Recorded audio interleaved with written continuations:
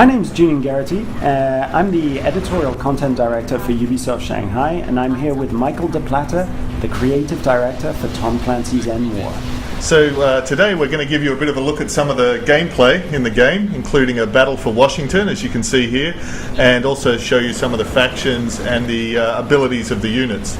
So 3 factions in the game: the Joint Strike Force, the USA team, the Spetsnaz from Russia, and the Enforcer Corps from Europe.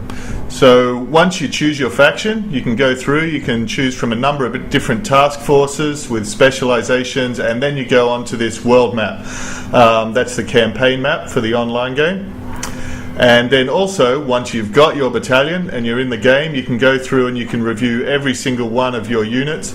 All of your guys have their own experience, and there's about 100 upgrades you can purchase for your faction as well. Everything from weapons and armor to special abilities, so you can really customize and max out your own personal army.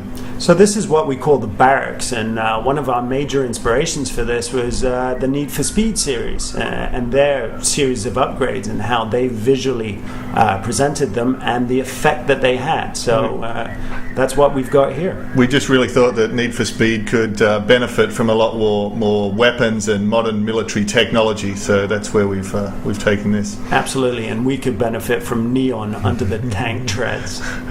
Okay, so you've chosen your troops, you've upgraded them, you've got your guys into the battle. Now here we are, and we're defending Washington from the Russian menace. Here is the strategic point of view that you only unlock if you call in a command vehicle. Okay, so we've sort of jumped right into the action here. So you can see we're on the battlefield. We've got our gunships. They're defeating a charge of Russian armor. We've got our artillery at the back line, so we can fire at very long range. We can zoom in and see the action just like you would in an FPS. You can see our artillery strikes coming in, and now we've hit them with an EMP, which actually immobilizes all of that Russian armor. Yeah, and an EMP is one of the off-map supports that you can purchase in the barracks too. The other off-map supports include airstrikes and task forces that are sent onto the battlefield. Regular army guys, you can see our troops taking position. They're taking advantage of cover.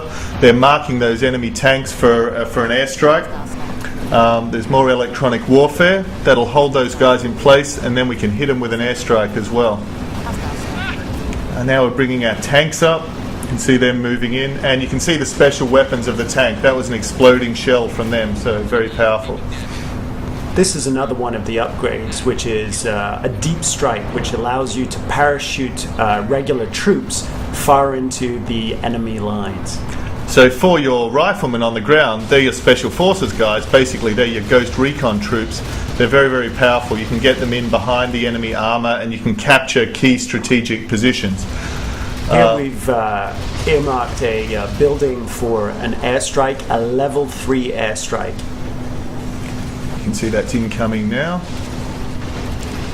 And bam! Boom! There it goes. And that gives us a quick chance to show off the destruction as well. So now what we can do, we can come back, survey the carnage, and that was a quick look at the Tom Clancy's EndWar.